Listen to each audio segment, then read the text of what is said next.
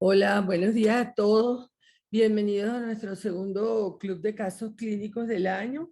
Hemos tenido durante todo ese tiempo actividades que han sido extraordinariamente fructíferas y provechosas. Esperemos que esta también lo sea. En el día de hoy vamos a tocar el tema de ginecología oncológica de cáncer de ovario avanzado. Y tenemos el doctor Fernando Hidalgo de Valencia, del Miguel Pérez Carreño de Valencia, cirujano oncólogo, especialista en la parte de ginecología. Él va a ser nuestro coordinador del día. Vamos a comenzar, la voy a presentar porque es una persona muy querida para mí, a la doctora Yamila Padrón, médico internista, oncólogo médico de la unidad de Puerto La Cruz, de la unidad de la Clínica de la Mujer en Puerto La Cruz. Fue mi alumna, excelente, de las mejores, todas han sido muy buenas, ella fue una de las mejores. Y vamos a tener hoy el placer y el honor de que Yami nos hable sobre un tema bien interesante. A continuación los dejo con el doctor Fernando Hidalgo, que va a ser su coordinador de la mañana. Chao, nos vemos.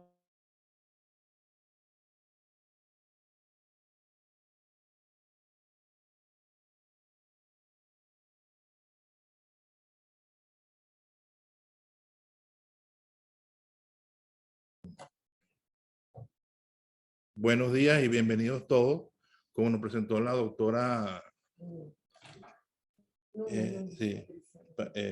Patricia, estamos en el segundo club de casos clínicos dedicado en esta oportunidad a oncología ginecológica, carcinoma de ovario avanzado y metastásico.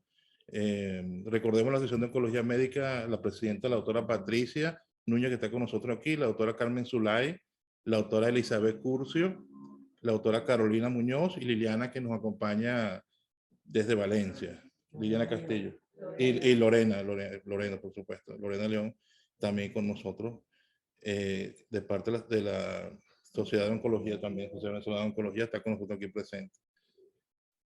Recordemos la etiqueta, vamos a hablar, vamos a presentar, vamos a hacer una revisión inicialmente de lo que sería el carcinoma de ovario avanzado y metastásico, y luego los diferentes posgrados que hacen vida en Venezuela van a presentar casos clínicos. Preparemos por favor las preguntas, los comentarios y vamos a ir discutiendo una vez terminadas las presentaciones. Vamos sin más preámbulo, vamos a hablar, a dejar con la doctora Yamila Padrón. Ella es oncólogo médico formado en el Hospital Oncológico Padre Machado, en el Central de Venezuela, y actualmente está en la unidad de mastología y atención integral en estado Anzoátegui. Ella nos va a hablar de avances y avances en el manejo de carcinoma de ovario avanzado. Yamila, buenos días. Los micrófonos son todos tuyos y la cámara Hola, también. muy buenos días. ¿Qué tal? ¿Cómo están? Espérense un momentico para poner la presentación aquí. Un segundito. Ok. Ajá.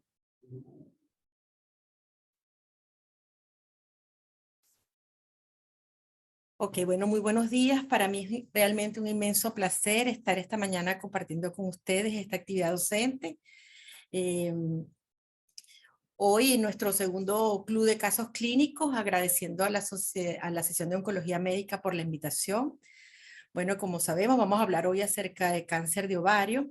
Quería recordarles que el 8 de mayo se celebró el Día Mundial del Cáncer de Ovario, fecha establecida con el propósito de concientizar sobre el cáncer, sobre este cáncer, cuya tasa de supervivencia lamentablemente es baja, quedando mucho por investigar. Esta es mi agenda, voy a hablarles un poco del abordaje inicial, a hablarles sobre quimioterapia, terapia antiangiogénica, inhibidores de la PAR, inmunoterapia, algo sobre estrategias a futuro y conclusiones. Bueno, el cáncer de ovario constituye la principal causa de muerte por año por cáncer ginecológico en los países industrializados. En Estados Unidos, en el 2021, se diagnosticaron 21.750 nuevos casos y 13.940 muertes. En Europa, 29.000 muertes. En América Latina, por cada 100.000 mujeres, 9 serán reportadas y 7 morirán de esta enfermedad. Y es que la mayoría son diagnosticadas en estadios avanzados, FIGOS 3 y 4. Lamentablemente, más del 70% van a recaer en los siguientes 5 años. Importantes avances en el reconocimiento de tipos histológicos y características biológicas han permitido el desarrollo de nuevas estrategias de tratamiento que vienen sin duda alguna cambiando la historia natural de esta enfermedad. Cuando hacemos el abordaje inicial de un paciente con recién diagnóstico de carcinoma de ovario, se nos plantea la controversia. ¿Qué hacer? ¿Cirugía o quimioterapia en adyuvante? Bueno, el beneficio de la citorreducción con máxima resección ha sido reportado en múltiples estudios. En el año 92, el grupo oncológico nos decía que pacientes con resección óptima, es decir, aquellos que tenían enfermedad menor de 1 centímetro, iban a tener mejores sobrevidas globales 39 meses versus 17 meses con aquellos que tienen enfermedad subóptima, es decir, enfermedad mayor a 1 centímetro. Por supuesto, el beneficio es mayor aún si se logran las resecciones R0. Ahora bien, si se estima que la cirugía no va a lograr una resección óptima, la radicalidad debería ser descartada. Solo en tumores serosos de bajo grado la cirugía máxima cobra importancia debido a la pobre sensibilidad que tienen estos tumores a la quimioterapia. Por otra parte, la linfadenectomía en ganglios clínicamente negativos no tiene indicación. Esto más bien se ha asociado con infecciones, relaparotomías, mayor morbilidad. Sin duda alguna, la cirugía adecuada es vital en el tratamiento del carcinoma de ovario. El máximo esfuerzo en la citorreducción es necesaria. El propósito es obtener resecciones R0. Amerita, por supuesto, el manejo de especialistas en el área como cirujanos oncólogos o ginecólogos oncólogos. Se debe considerar criterios de irresequibilidad radiológica para definir quiénes son candidatos a adyuvancia o a cirugía. Por supuesto, el rol de la laparoscopia está por definirse en estadios avanzados. Quimioterapia, seguida de cirugía de intervalo, cirugía de citorreducción, en ciertas circunstancias, por supuesto, es aplicable. Pacientes con enfermedades comórbidas, ancianas, las cuales no tienen una cirugía extensa, pacientes con carcinomatosis donde no sea posible obtener resecciones R0. En tiempos de COVID, dada la gran crisis hospitalaria, las dificultades de entrada a terapia, realmente esta modalidad de tratamiento, quimioterapia en adyuvante, fue realmente necesaria aplicar. Ahora bien, cuando vamos a hacer el abordaje de un paciente con recién diagnóstico, debemos considerar todos estos factores. Las comorbilidades, los resultados quirúrgicos, el tiempo de la cirugía, el grado histológico, por supuesto, el estadio de la enfermedad, y se impone el conocimiento del perfil genómico de cada paciente. La citorreducción seguida de quimioterapia adyuvante han sido las bases pilares del tratamiento desde los finales de los 80. El estándar por más de 2 décadas ha sido la combinación paclitaxel-carboplatino cada 21 días por 6 ciclos. En un afán de mejorar esos resultados hasta el momento, se hicieron varias estrategias de tratamiento como fue el uso de tripletas, dosis densas, entre otras maniobras, no mostrando beneficios. La quimioterapia intraperitoneal, bueno, se habló de eso desde los años 70, principalmente el beneficio en pacientes respondedores a platino que tuviesen volúmenes tumorales pequeños. El grupo de suroeste y los grupos ginecológicos compararon en los 90 quimioterapia intraperitoneal versus lo que es el estándar, mostrando realmente beneficios tanto en términos de sobrevida libre de progresión como en sobrevida global. Análisis combinados posteriormente, en el año 2015, se hizo una revisión de estos estudios y se observó que existía un incremento de sobrevida global de 61,8 veces versus 51,4 meses, con reducción inclusive importante, riesgo a muerte del 23% a favor de la quimioterapia intraperitoneal. Sin embargo, este tipo de maniobra de tratamiento fue acompañada de múltiples complicaciones, sobre todo las relacionadas a infecciones del catéter. Realmente fueron limitantes. La quimioterapia hoy en día intraperitoneal se sigue recomendando, pero solamente en centros especializados. Por otra parte, en el año 2019, el Grupo Ginecológico Oncológico, en el trabajo 252, nos informaba que al incorporar bevacizumab en todos los brazos de estudio, aquel beneficio en sobrevida descrito ya no se presentaba, y al contrario, incrementó la toxicidad y los costos. Hubo mucho entusiasmo también con la quimioterapia intraoperatoria hipertérmica. El trabajo holandés que pudo reunir a 8 centros con más de 245 pacientes con variedad serosa de alto grado, recibían quimioterapia en adyuvante 3 ciclos, luego iban al procedimiento quirúrgico y en la cirugía de citorreducción máxima les era aplicada en la cavidad abdominal platino principalmente a alta temperatura, 40 grados por 1 hora. Luego que el paciente se recuperaba de su postoperatorio inmediato, iba con quimioterapia adyuvante por 3 ciclos. Luego un seguimiento de 4,7 años, se observó un incremento en términos de sobrevida libre de enfermedad de 14,2 meses versus 10,7 meses. Igualmente se vio incrementos en media de sobrevida global de 45,7 a 33,9 meses. Por supuesto, este es un procedimiento que se acompañó de mayor complicaciones, hilio, fiebre, tromboembolismo, entre otros. Realmente la quimioterapia hipertérmica se sigue recomendando en la mayoría de las guías, sin embargo, bajo la inclusión de estudios de investigación. Se insiste mucho en que debe ser administrada con equipos médicos de alta experiencia, sobre todo cirujanos. En cuanto a la terapia angiogénica, las terapias dirigidas se incorporaron hace más de 2 décadas. Tuvimos en el ASCO del 2010, exactamente en el 2011, la presentación de 2 grandes trabajos. El trabajo GOP 0218, que comparaba el estándar paclitaxel carboplatino versus paclitaxel carboplatino más bevacizumab. En el brazo en que el bevacizumab se dio desde la inducción, se vio realmente una modesta mejoría en términos de sobrevida libre de progresión. 14 meses versus 10,3 meses. Una vez culminado, además, el tratamiento con bevacizumab, se observó un incremento importante en recaída.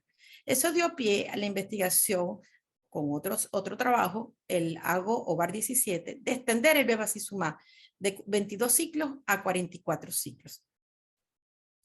Por otro lado, el ICON 7 es un trabajo muy similar, también el brazo estándar, paclitaxel carboplatino versus paclitaxel carboplatino más bevacizumab.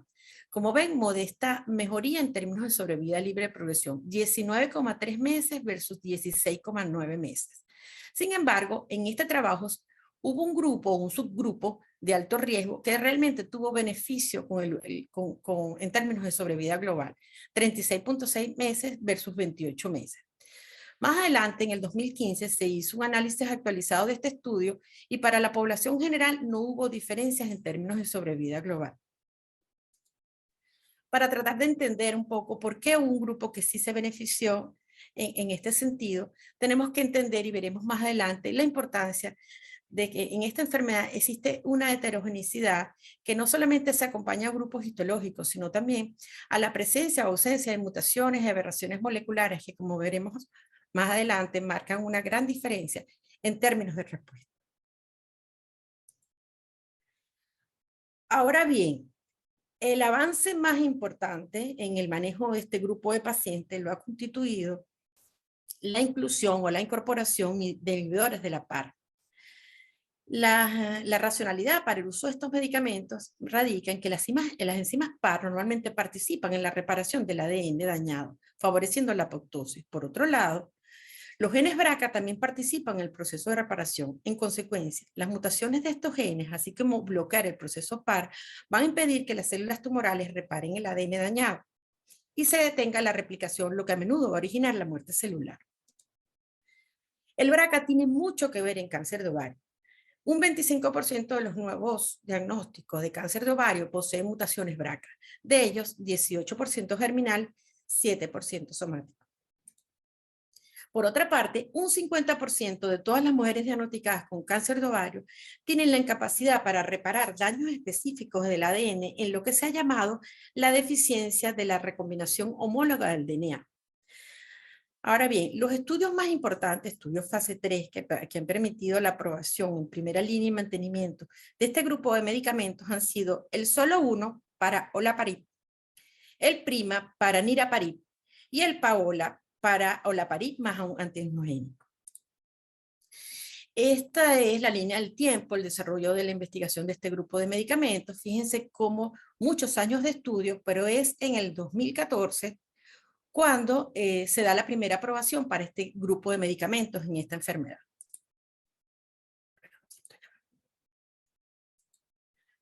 Los que tuvimos la oportunidad de participar en el primer Consenso Nacional de Cáncer de Ovario, justamente en el 2014, hacíamos las revisiones y veíamos que para inhibidores de la PAR apenas 3-4 líneas haciendo referencia a la importancia de hacer seguimiento a los estudios fase 3 que iban a llevar a buenos resultados. El estudio SOLO-1 es un estudio, el primer estudio Como ven, compara olaparib versus placebo. Esto era en pacientes, estadios 3 y 4, se conocía el estatus del BRCA, habían sido sometidos a quimioterapia con respuesta completa o parcial y luego sencillamente eran incluidos en el estudio. Como ven, un beneficio muy significativo del uso del inhibidor de la PAR. En términos de sobrevida libre de progresión, fíjense cómo se separan las curvas, 56 meses versus 13.8 meses, con una reducción de riesgo a muerte del 70%. Esto permitió la aprobación de este medicamento para este grupo de pacientes en el año 2018.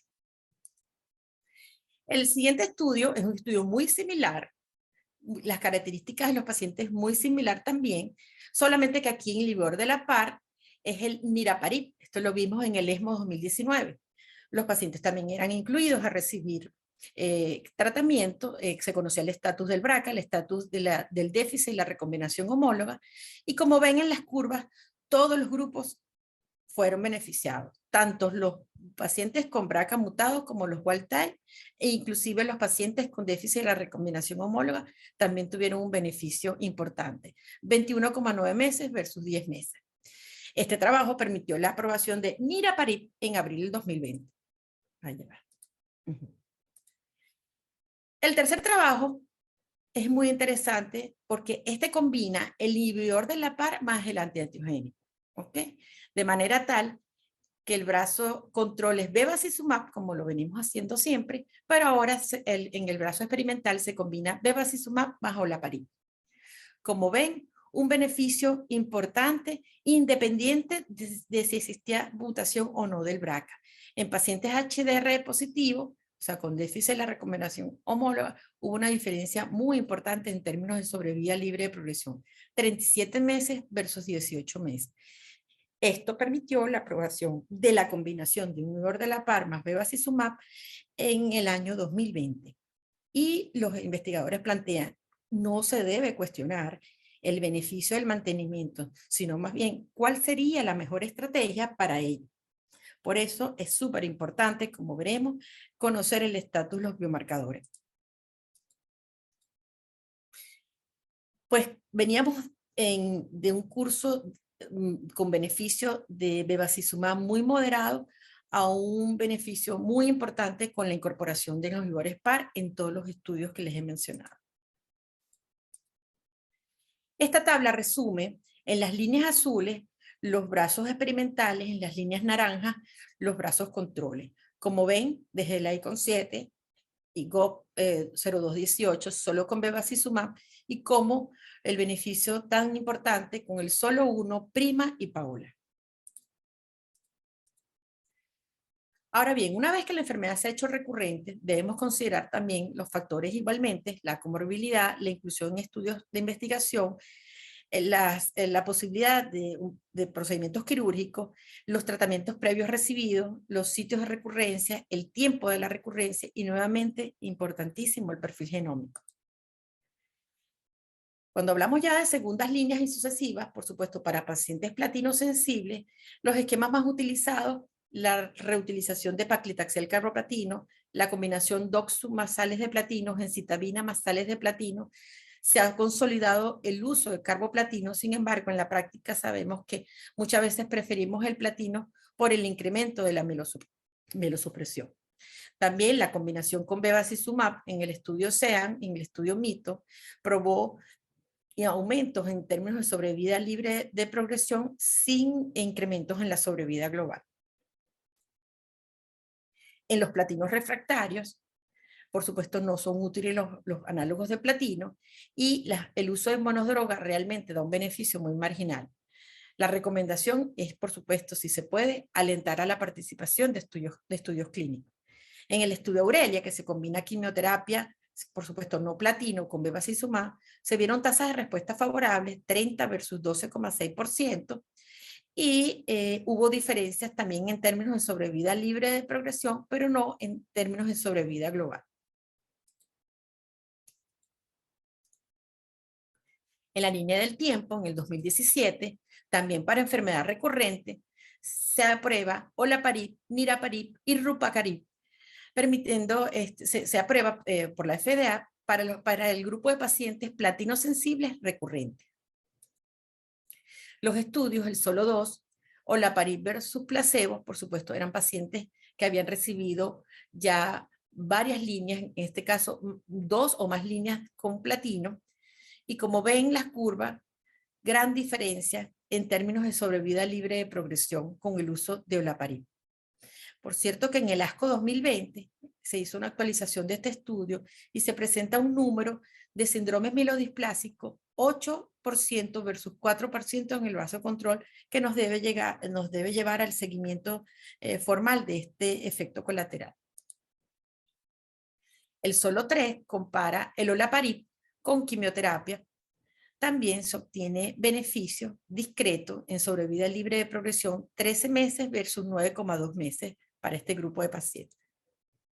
El ARIEL es un estudio muy similar a los descritos, solo que cambia el inhibidor de la par, el rupacarib. El rupacarib se compara con placebo luego de varias líneas de tratamiento, por lo menos 2 líneas previas con platino. Como ven, beneficio en todos los brazos incluidos. El brazo BRCA mutado, déficit de la recombinación, inclusive en toda la población general. El NOVA incluye el niraparib. Aquí la única diferenciación es que se hizo por BRCA germinal y somático y también se ve igualmente, sin importar el estatus, beneficio, como ven en las líneas azules, para los brazos experimentales. En cuanto a la toxicidad, las más importantes son náusea, vómito y fatiga. En cuanto a la hematológica, anemia, trombocitopenia y neutropenia. Para niraparib llamó la atención realmente el porcentaje alto de trombocitopenia, que realmente limitó un poco algunos estudios, 34%. La misma gráfica, pero ahora para enfermedad recurrente, observando cómo desde los estudios con bevacizumab, OCEAN, Aurelia, y la incorporación luego de inhibidores de la par, el beneficio en las líneas azules, en términos de sobrevida libre de progresión, fue sumamente importante. Esta es la línea del tiempo de aprobación de inhibidores de la par.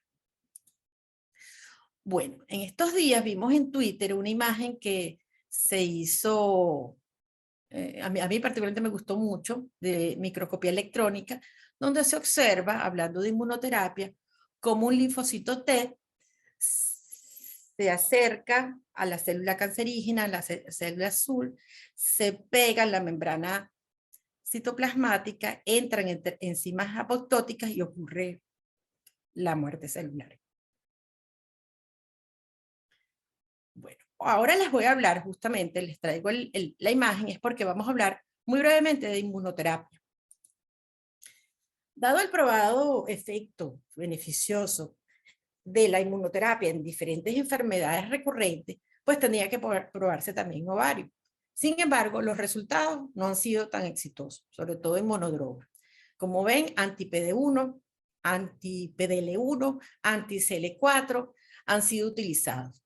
Tenemos que recordar que la eficacia de estos agentes dependen de la expresión del PD1 o PDL1, de la presencia de linfocitos infiltrantes, de la carga neoantigénica y del volumen de cargas mutacionales tumorales. En un afán de mejorar estos resultados en monoterapia, se han diseñado diferentes estrategias que son las combinaciones. Combinar la inmunoterapia con quimio, con antiangiogénicos, con inhibidores de la par, inmunoterapia más inmunoterapia y lo que llamamos combos o triplitas. La racionalidad para utilizar quimioterapia conjuntamente con la inmunoterapia va en relación al hecho de que la quimioterapia mejora la presentación del antígeno, puede incrementar la susceptibilidad al ataque inmune, puede mejorar la inmunogenicidad. De hecho, activa los puntos de control. Cuando se combina carboplatino con un anticuerpo anti-PDL1, incrementan los linfocitos CD4 y CD8. Y la adición, por ejemplo, de paclitaxel a un inhibidor anti-PD1 PDL1 aumenta la expresión de anti-PDL1 en ratones. Es por eso que se hacen los estudios iniciales. Los estudios fase 2 mostraron tasas de respuesta variables. En el caso de pembrolizumab, variando esa respuesta variando con las cifras del CIP score.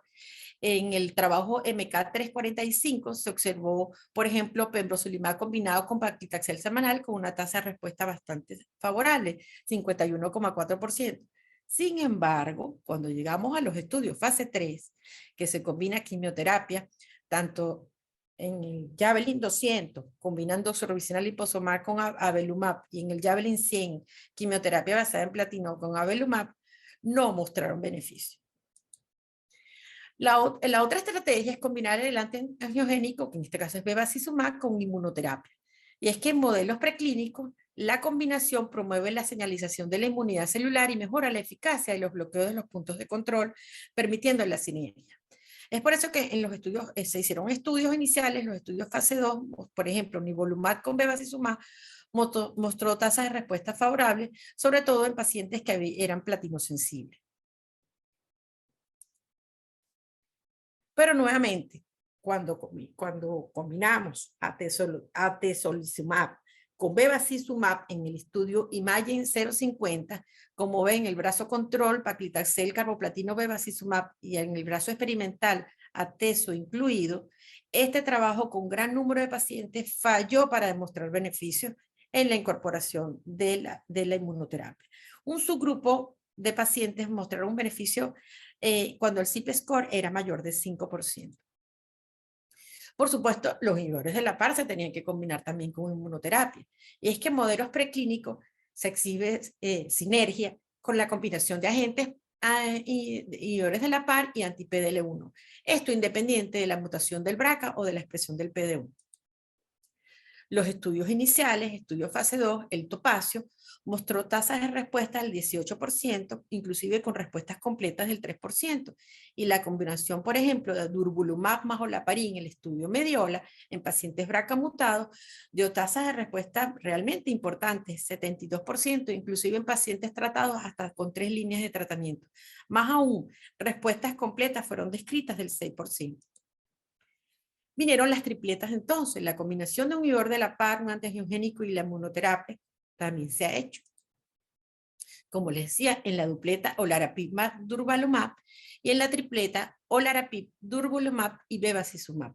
Esta es la combinación que se está intentando hacer con más frecuencia en la mayoría de los estudios en curso. Fue presentado en el ESMO 2020. Ya. Como ven, para la tripleta, la tasa de respuesta es significativamente mayor, 87%, versus que para la dupleta es del 34,4%. Esto, en un análisis exploratorio, parecerá que es independiente de la inestabilidad genómica. Por supuesto, el intento de también evitar resistencia a través de la combinación inmunoterapia más inmunoterapia. Esta es una combinación que haya sido probada en otro grupo de tumores, por ejemplo melanoma, dando tasas de respuesta favorables.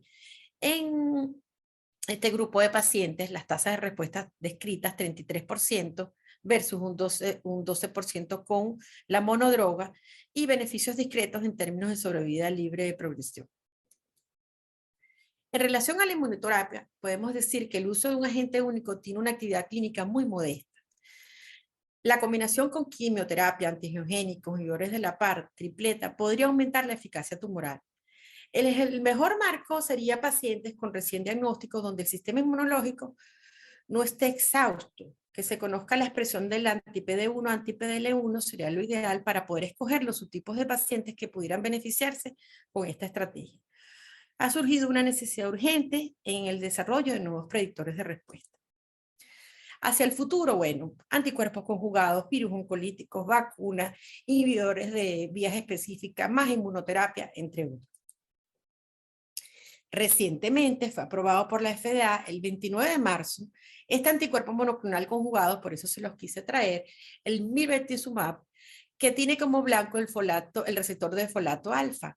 Se usa en pacientes, se aprobó para pacientes resistentes al platino, y llama la atención que más de la mitad de los pacientes habían tenido 3 líneas de tratamiento, 100% habían recibido bevacizumab, 48% habían recibido inhibidores de la PAR. Fíjense, tasas de respuesta bastante altas, 32,4%, con una duración de esa respuesta de casi 7 meses. Esta tabla es solamente para decirles todo lo que viene, nuevas estrategias, combinaciones de quimioterapia con nuevos mecanismos de acción, anticuerpos conjugados, más inmunoterapia, nuevos inhibidores PAR. En nuestras conclusiones, la cirugía de citorreducción óptima y la quimioterapia basada en sales de platino siguen constituyendo la base del tratamiento para pacientes con enfermedad localmente avanzada. Las terapias dirigidas son pilares que soportan el tratamiento del carcinoma epitelial de ovario, especialmente el bevacizumab, y los inhibidores de la PAR. En el mantenimiento, estos medicamentos son capaces de retrasar la progresión con una toxicidad manejable, cambiando una enfermedad realmente aniquiladora a una enfermedad crónica. Ahora bien, la forma de administrar, si es secuencial, si es en combinación, queda aún por definir. Hasta ahora no hay evidencia de que un inhibidor de la PAR sea superior al otro. Es prioritario conocer el estatus de los marcadores biológicos en cada paciente, como BRCA, la déficit de recombinación homóloga, anti-PDL, anti-PDL1. La inmunoterapia en combinación pareciera dar mejores resultados, sin embargo, se requieren más marcadores predictores de respuesta y la madurez de los estudios en curso. Mucho optimismo con nuevas drogas y estudios en desarrollo. Muchas gracias. Oye, excelente, vale. Quiero sombrerarte, Yamila, de verdad. Si hay algo que ha habido realmente cambios en estas últimas décadas es el cáncer de ovario, y la doctora logró resumirlo perfectamente en pocos minutos. Una logró casi imposible y lo consiguió. Incluyendo hasta, el que vio esta conferencia, mira, incluyó hasta lo que se habló ayer en las últimas conferencias, que fue el agente Mirtazubak, que es agente volato, que está utilizándolo para resistente a platino, ¿no? Los casos resistentes a platino, ¿verdad? Que excelente, Yamila. Nos enfrentamos realmente, digamos, carcinoma de ovario. Realmente estamos viendo que ya hemos sobrepasado lo que es el primer caso, el primer nuevamente diagnosticado, y ahora vamos a una segunda actividad, porque la gran mayoría de nuestros pacientes, lamentablemente, debutan con carcinoma de ovario avanzado y van a tener una recaída, probablemente la gran mayoría de ellos, al cabo de 8 o 10 años, ¿no? Y entonces ya tenemos prácticamente un segundo encuentro de cómo tratar a esos pacientes que van a tener una recaída que casi que no programada, pero es inevitable, ¿no? Sí. Bueno, estoy abierta a cualquier pregunta, a cualquier comentario. Sí. El primer comentario, fíjate que ahora los cambios nuevos, todo lo que tú has presentado, nos habla que tenemos una línea, digamos, o algo necesario que tenemos que empezar a hacer nosotros cuando hacemos un diagnóstico, es el conocer el estado del BRCA de esos pacientes con carcinoma de ovario, ¿no? Realmente lo hemos mencionado, pero realmente muchas veces lo mencionamos, pero realmente sería interesante conocer si para nosotros sería posible o debemos incluirlo en todo paciente con carcinoma de ovario que hagamos el diagnóstico, pedir o tratar de ir incorporando de alguna manera esa posibilidad, ¿no? De conocer el estado del BRCA, ¿no? Sí, sí, bueno, sí. Realmente es lo ideal. Yo diría que va a llegar un momento donde pedir eso va a ser como cuando en mama pedimos inmunohistoquímica. O sea, llega un momento donde vamos a tener que, estamos dejando, realmente países como el nuestro, estamos dejando de hacer medicina de vanguardia, medicina dirigida, que es lo ideal. Sin duda alguna, nosotros estamos viendo cómo hay un grupo de pacientes que se benefician muy bien una vez que conocemos esos biomarcadores y que se traducen en términos de sobrevida libre, progresión por lo menos hasta los momentos significativa. Entonces deberíamos intentarlo. Ojalá existiera el mecanismo que pudiera abaratar eso para nosotros y tratar de hacerlo en el mayor número de pacientes. Pero es que la limitante no solamente es de conocer el biomarcador, sino que una vez que conocemos el biomarcador, tener la droga, por supuesto. Esa es parte importante de lo que nos está pasando. Aquí nos cuesta mucho traer, por ejemplo, inhibidores de la PAR. Realmente es difícil tratar a los pacientes hoy en día, pero es sin duda alguna lo mejor. Es lo que deberíamos hacer. Sí, realmente es una tarea que tenemos que ir incluyendo. Aquí estamos en vivo, estamos hablando aquí con los panelistas y con las doctoras de sección de ecología médica. También es importante ¿qué tenemos para esos pacientes que es el dolor de cabeza de los oncólogos? Se vuelve platino resistente. ¿Qué realmente le podemos ofrecer a esos pacientes? ¿Qué alternativas pudiésemos hablar? Que cuando siempre uno se consigue un paciente con platino resistente, empieza a pensar qué hacer, qué motivar. ¿Qué puedes hablar de ello? No, bueno, yo creo que es un compromiso muy grande el que tenemos todos y por supuesto los que hacen investigación, encontrar nuevas herramientas para ese grupo de pacientes porque realmente tiene un comportamiento diferente. Hay una lámina en donde decía que realmente la quimioterapia, antes de que llegaran inhibidores de la PAR y la inmunoterapia, en países del primer mundo, ese grupo de pacientes sin duda alguna eran los que eran incluidos inmediatamente en los trabajos de investigación porque su sobrevida era muy corta.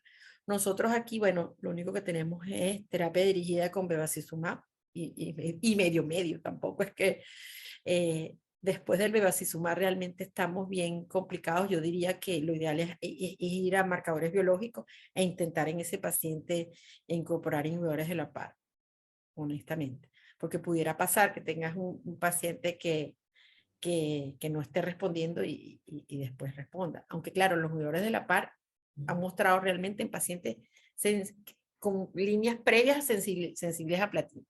Vamos a ver qué pasa con estas drogas nuevas. Fíjense esta aprobación reciente en marzo, que es para resistentes en platino. Ojalá esos resultados maravillosos de tasas de respuesta tan altas y duración de respuesta de 7 meses en pacientes ya politratados pueda convertirse en términos de diferencias en sobrevida libre de progresión y mejor aún en sobrevida global. Sí, yo vi tan excelente, yo vi por Twitter estaban comentando los oncólogos que una respuesta del 34%, un paciente resistente a platino es una maravilla, 34% es un número. Sin embargo, con el Pembro pasó, por ejemplo, con la inmunoterapia en general, que hemos visto tasas de respuestas altas en algunos trabajos, pero eso no se ha traducido en incrementos de sobrevida libre de progresión ni sobrevida global. Entonces, bueno, habrá que conocer un poco más la enfermedad y definitivamente entender un poco más la enfermedad desde el punto de vista molecular para entender por qué esos pacientes, pues, tienen buenas tasas de respuesta, pero eso no se traduce más adelante en sobrevida o en esos resultados. Sí, sí, sí. Sí. Realmente los costos se van a ir abaratando con respecto a las pruebas como tal. Ya hay algunas que están incluso disminuyendo el precio y podemos conocer realmente de primera mano cada paciente que vayamos a tratar si tiene mutado el BRCA o no, y en base a eso probablemente hasta tomamos decisiones como ocurre en otras patologías como cáncer de mama, que al tener esa información tú decides caminos diferentes, ¿no? No sé si Isabel iba a comentar algo, Isabel, ¿o qué? ¿Quieres hacer una pregunta? Sí. Creo que alguien está preguntando, hizo mención, pero se me creo que están perdió hablando de aquí. los tests allí, no sé si tú lo puedes leer también, Yamila. Nos están hablando aquí, doctor León, buenos días doctora, excelente revisión. En cuanto al uso de inhibidores del PAR, me gustaría saber si tiene algún comentario acerca de la efectividad de los test de HRD para seleccionar pacientes como el My Choice y el Foundation One. Muchas gracias. Esas son las pruebas que utilizaron en los trabajos de investigación para demostrar Sí, esa fue la prueba aprobada con la que precisamente en la mayoría de los pacientes se seleccionó justamente los pacientes que tuviesen el déficit y la recombinación homóloga. ¿Ok? Sí, esa es ideal y es la prueba realmente con la que se hicieron la mayoría de los estudios. Sí. Por aquí vi a alguien que me hablaba del síndrome de mielodisplásico. Sí, eso yo creo que lo mencioné, sí. Es importante porque en algunos de los trabajos se observó una cosa que fue eventual en los primeros 2 o 3 casos aislados, pero ya en uno de ellos se reportó 8% de síndrome mielodisplásico con el uso prolongado de inhibidores de la PAR. Eso nos puede preocupar un poco porque estos pacientes se supone que van a ser tratados por un largo periodo de tiempo y el margen de seguridad de esas drogas hasta ese momento parecía muy buena, pero cuando ya nos dicen 8%, cónchale, ya empieza a ser un porcentaje importante. En este ASCO yo estoy muy atenta porque creo que se va a hablar bastante de eso. Eso fue mencionado un poco el año pasado y este año vamos a estar pendientes de reportes que van a hablar de toxicidad de este grupo de medicamentos. ¿Ok? Sí, sí. sin duda ahora contamos con muchas más armas y mucho más, digamos, opciones al tradicional tratamiento de cirugía y platinos que en un momento dado fue nuestro caballito de batalla o es nuestro caballito de batalla todos los días en carcinoma de ovario avanzado, pero nos permite aumentar a esta paciente y a lograr una sobrevida mucho mayor de la que tenemos inicialmente. Ya, si no hay más preguntas, creo que estamos ya en tiempo. Creo que no tenemos más preguntas por acá. Bueno, muchísimas gracias. Muchísimas gracias. Estoy a la orden. Cualquiera que me quiera después contactar, estamos siempre pendientes, ¿ok?